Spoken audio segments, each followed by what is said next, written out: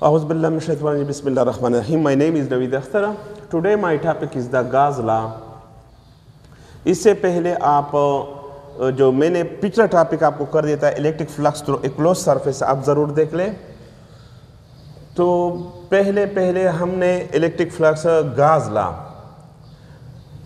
गाज जो था पहला कॉलम था। कॉलम ने दो चार्जों पर बात की। अगर एक जमा चार्ज होगा एक मनफी होगा तो उनके दरमियान अट्रैक्शन होगा। अगर दोनों जमा होंगे तो उनके दरमियान रिपल्शन होगा। अगर दो से ज़्यादा चार्ज हो गए, 10 चार्ज हो गए, 20 चार्ज हो गए, 40 चार्ज हो गए, 50 चार्ज हो गए, तो जब 40 चार्ज हो गए तो उस दौरान जब कॉलम ला था वो क्या होता था, कॉलम ला फेल होता था। तो इसके बाद गाज आ गया और गाज ने ये मुश्किलात इसको ख़त्म कर दिया और उसने ये ला पेश किया और अब हम इस पर बातें करेंगे। गाज 1777 को जर्मनी में पैदा हो गया और 1855 को दुनिया से चला गया। इलेक्ट्रिक फ्लक्स, पहले हम इसका स्टेटमेंट लिखते हैं, the electric flux through a close surface. Electric flux क्या होता है? इलेक्ट्रिक फ्लक्स का मतलब होता है कि हमारे पास एक एरिया है और इससे इलेक्ट्रिक फील्ड लाइन निकलते हैं, इसको हम कहते हैं इलेक्ट्रिक फ्लक्स। और ये फ्लैट सरफेस के लिए फार्मूला है फ्लक्स का कि E.A। कल हमने आपको पढ़ा था क्लोज सरफेस के लिए। क्लोज सरफेस इलेक्ट्रिक फ्लक्स हम मालूम करते हैं electric flux through a close surface. Electric flux हमने मालूम किया था क्लोज सरफेस के लिए, electric flux through a close surface. Close surface के लिए हमने आपको फार्मूला निकाला था क्लोज सरफेस के लिए, क्लोज्ड सरफेस कि यह हमारे पास एक क्लोज सरफेस है, इनके दरमियान सेंटर पे एक चार्ज पड़ा हुआ है और इस इलेक्ट्रिक फील्ड लाइन बाहर निकलते हैं। जब बाहर निकलते हैं तो उसका फार्मूला है flux is equal to Q divided by epsilon naught. अब हम लिखते हैं the electric flux through a close surface. Close surface क्या होता है? वो सरफेस, फर्ज करें कि यह स्टार्टिंग पॉइंट है, ये ए है, ए से बी की तरफ चले गए, बी से फिर सी की तरफ, सी से फिर आप डी की तरफ चले गए और डी से फिर दोबारा ए की तरफ आप आ गए, इसको हम कहते हैं close surface. Is equal to epsilon times. Epsilon naught का मतलब होता है कि इनके दरमियान कोई मीडियम परमिटिविटी फ्री स्पेस होगा, कोई इंसुलेटर इनके दरमियान नहीं होगा। To the equal to the epsilon times to the total charge enclose by the surface, कि इस सरफेस के अंदर जितने भी चार्ज पड़े हुए हैं, हम एक सरफेस के अंदर, ये हमारे पास क्लोज सरफेस है, क्लोज सरफेस, और क्लोज सरफेस ये हमारे पास एक पॉइंट चार्ज है जमा। तो हमने ये हमारे पास जो चार्ज है तो इसका फ्लक्स हमने मालूम किया Q divided by epsilon not. आप देखो ना, ये हमारे पास एक चार्ज है, इस चार्ज से हमने एक गैसियस सरफेस लिया, इस तरह हमने एक गैसियस सरफेस लिया, तो इस तरह इससे इलेक्ट्रिक फील्ड लाइन बाहर निकलती है, ये इलेक्ट्रिक फील्ड लाइन बाहर निकल गया और इलेक्ट्रिक फ्लक्स का फार्मूला हमने Q डिवाइड बाई, और फ्लक्स का जब इलेक्ट्रिक फील्ड लाइन फ्लैट पर आते हैं इस तरह, तो इसका फार्मूला हमारे पास बराबर होता है E.A। तो इलेक्ट्रिक फील्ड लाइन इससे भी बाहर आते हैं, इससे भी बाहर जाते हैं और ये इससे बाहर आते हैं, तो फ्लक्स 1 इस तरह, ये हमारे पास एक चार्ज है तो इसका चार्ज हमारे पास हो गया flux 1 is equal to Q1 divide by epsilon naught. तो अब हम लिखते हैं कि हमारे पास जो फ्लक्स 1 होगा, फ्लक्स 1 ये हमारे पास Q1 divided by epsilon not के बराबर होगा। इस तरह दूसरा चार्ज भी है, ये हमारे पास गैसियस सरफेस है, इससे इलेक्ट्रिक फील्ड लाइन जो होते हैं ये बाहर की तरफ निकलते हैं इस तरह, और इसमें भी इलेक्ट्रिक फ्लक्स पैदा होता है और इलेक्ट्रिक फ्लक्स इसमें भी पैदा होता है। ये हमारे पास Q2 चार्ज है। मैंने वैसे ये एक चार्ज लिया था, तो इस सरफेस के अंदर बहुत ज़्यादा चार्ज पड़े हुए हैं, तो आप इसका अलग-अलग इलेक्ट्रिक फ्लक्स आप आसानी से मालूम कर सकते हैं। इसका फ्लक्स क्या है, किसके बराबर होता है? फ्लक्स 2, ये हमारे पास बराबर होता है Q2 divide by epsilon not. इसका फ्लक्स हम मालूम करते हैं Q1 divide by epsilon naught, ये हमारे पास फ्लक्स 1 है और ये हमारे पास फ्लक्स 3 है। इस तरह हम आसानी से मालूम कर सकते हैं। फ्लक्स 2 हम लिखते हैं फ्लक्स 2 कि हमारे पास चार्ज दूसरा है तो अब हम लिखते हैं कि flux two Q2 divided by epsilon naught. ये दूसरा चर जो पड़ा हुआ है इसका फ्लक्स मैंने मालूम किया कि Q2 divided by epsilon not. अगर आपने हमारा पिछला वीडियो नहीं देखा होगा जो electric flux through a close surface है, वो ज़रूर देख ले, पहले गाज ला से पहले वो वीडियो आप ज़रूर देख ले। इस तरह इसके बाद अगर हमने तीसरा चर ले लिया, ये वाला चर जब हम तीसरा चर लेंगे Q3 इज इक्वल तो ये फ्लक्स 3 पैदा होता है और फ्लक्स 3 हमारे पास बराबर है Q3 divide by epsilon naught. ये फ्लक्स 2 हमारे पास बराबर है Q2 divide by epsilon not. Flux 3 हमारे पास बराबर है Q3 divided by epsilon not.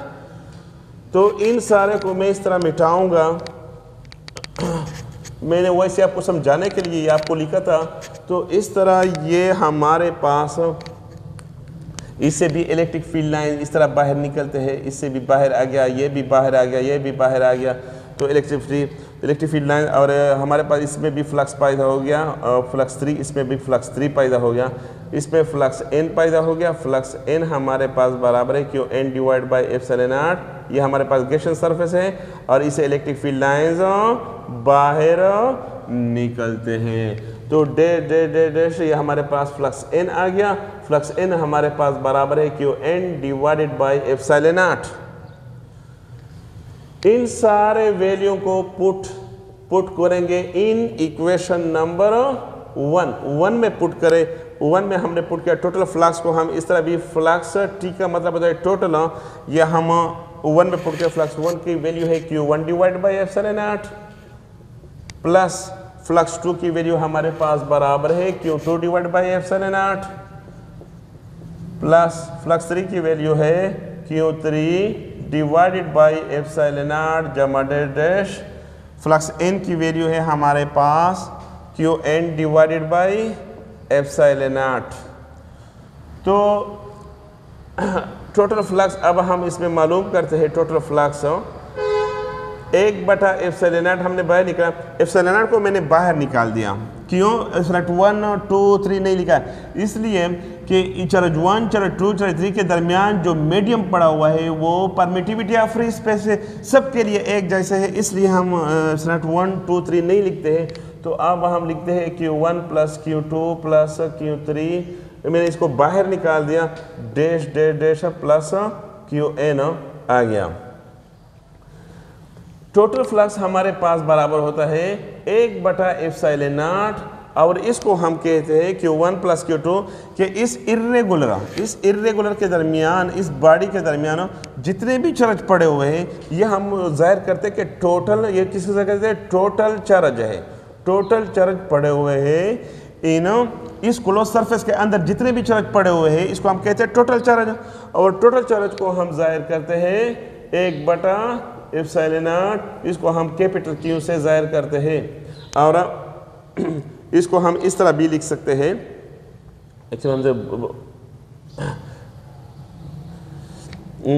इसको हम इस तरह भी लिख सकते हैं Q divided by epsilon naught.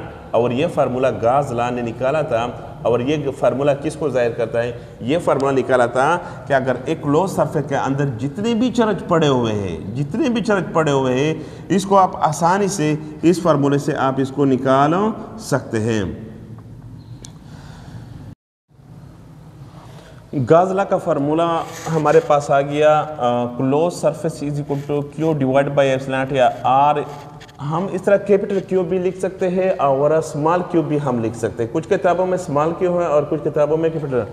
तो इस तरह इससे हम स्टेटमेंट बना सकते हैं the total electric flux around a close surface is equal to the total charge enclosed by the that surface is divided by the permittivity of free space. इस तरह इसका स्टेटमेंट हम इस तरह भी लिख सकते हैं। तो फ्लक्स जो क्लोज सरफेस जो होता है जितने भी ये डिपेंड किस पर करता है? The close surface only depends on, ये सिर्फ इस पर डिपेंड करता है कि इसके अंदर अगर आपके पास 2 चार्ज होंगे इस क्लोज सरफेस के अंदर तो इलेक्ट्रिक फ्लक्स पैदा होता है।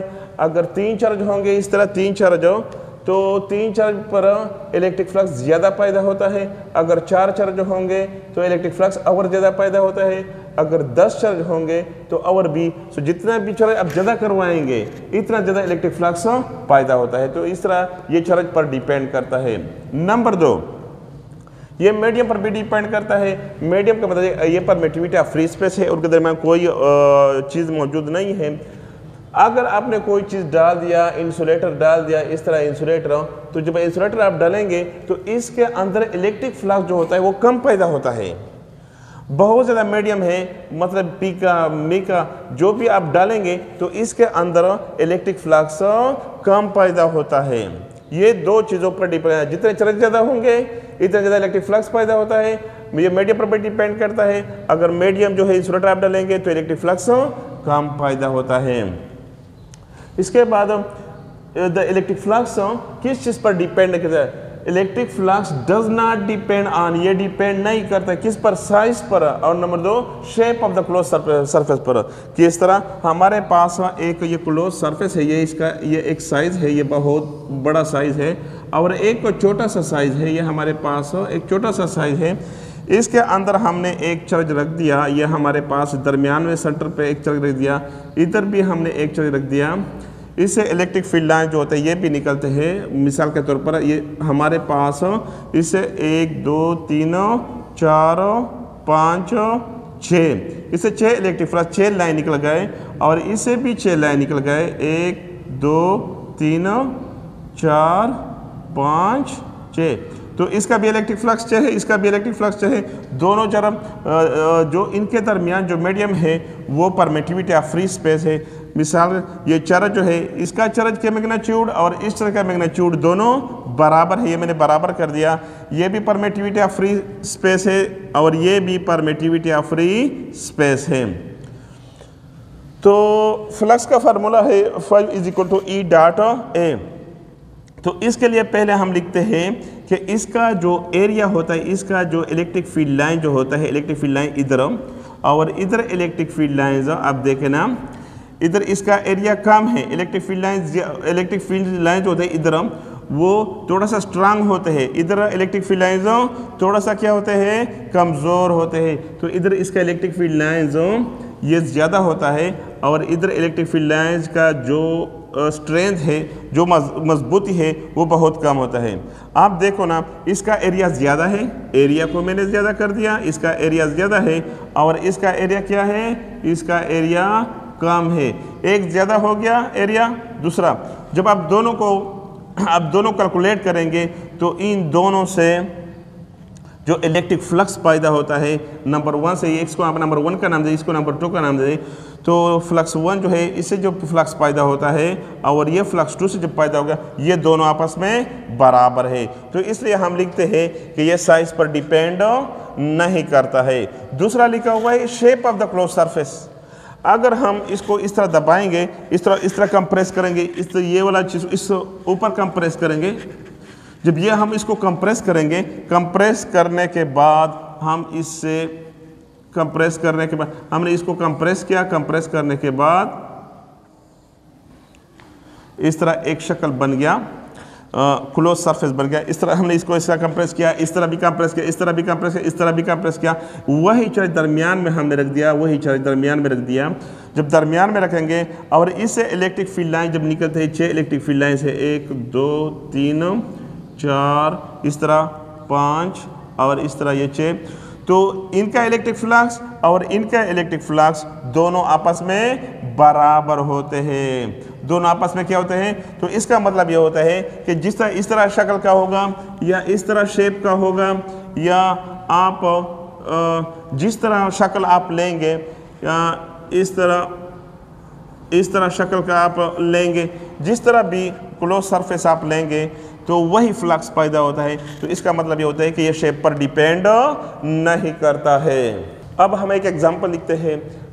एग्जांपल है find the electric flux from this semi cylinder. ये हमारे पास सेमी सिलेंडर है।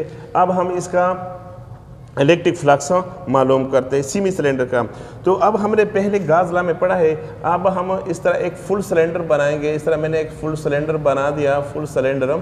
तो दरमियान में चरच पड़ा हुआ है, दरमियान में एक चरच पड़ा हुआ है दरमियान में, तो इससे इलेक्ट्रिक फील्ड लाइन इधर भी निकलते हैं, इधर भी निकलते हैं, इधर भी निकलते हैं, तो ऊपर भी निकलते हैं इलेक्ट्रिक फ्लक्स के जो हमने कंप्लीट सिलेंडर बना दिया। तो इस इलेक्ट्रिक फ्लक्स के जो लाइन होता है वो हर तरफ निकलते हैं। और गाजला है कि इस सिलेंडर के अंदर अगर कोई चार्ज है तो वो Q divide by epsilon not के बराबर है, Q divide by epsilon not के बराबर है।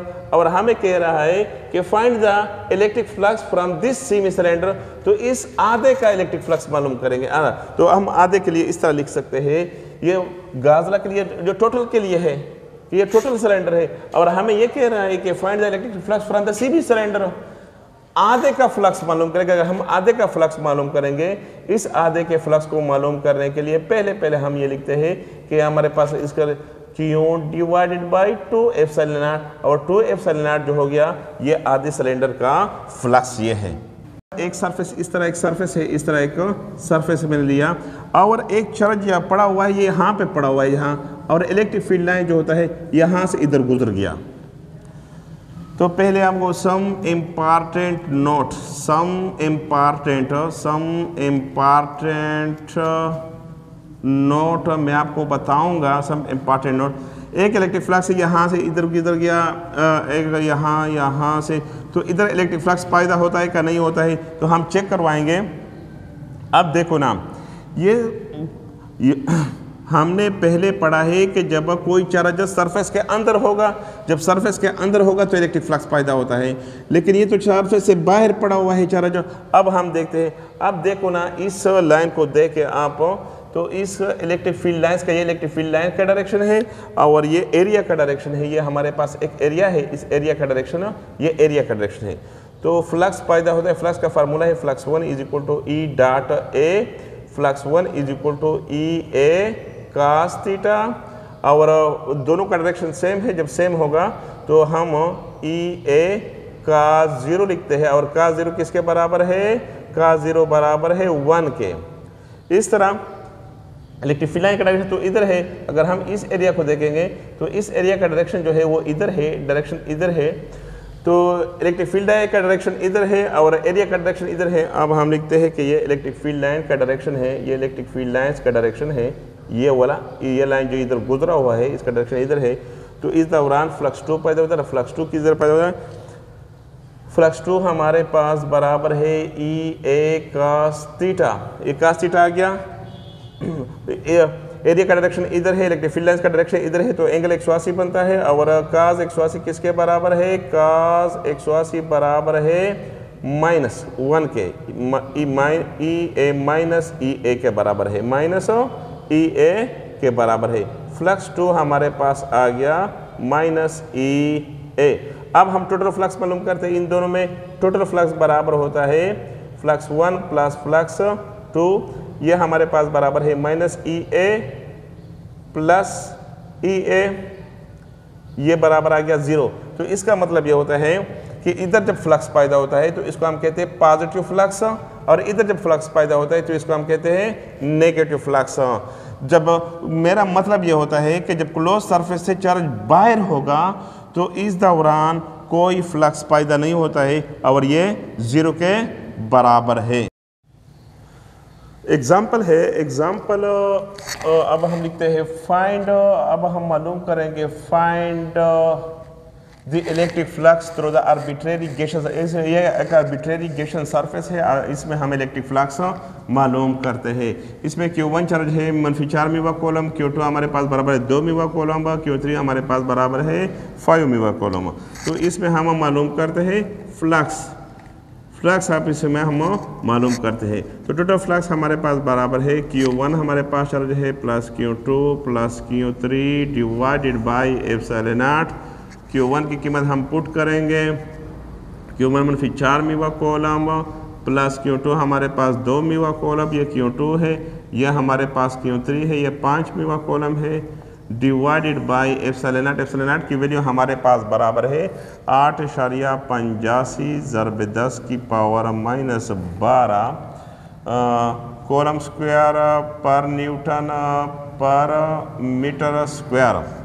तो फ्लक्स हमारे पास बराबर आ गया। इसको अगर हम सारे को हल करेंगे 3 ज़रब 10 की पावर -6 बटा 8.85 ज़रब 10 की पावर -12, और इसको मैंने हल कर दिया। हल करने के बाद इससे आता है 3.4 ज़रब 10 की पावर 5, 3.4 ज़रब 10 की पावर 5 न्यूटन मीटर स्क्वायर पर कूलम स्क्वायर। इस तरह भी लिख सकते हैं कि 3.4 ज़रब 10 की पावर 5 न्यूटन मीटर स्क्वायर पर कूलम स्क्वायर, ये इसका जवाब है। अगर आपको मेरी वीडियो अच्छी लगी तो इसको लाइक करें, शेयर करें और सब्सक्राइब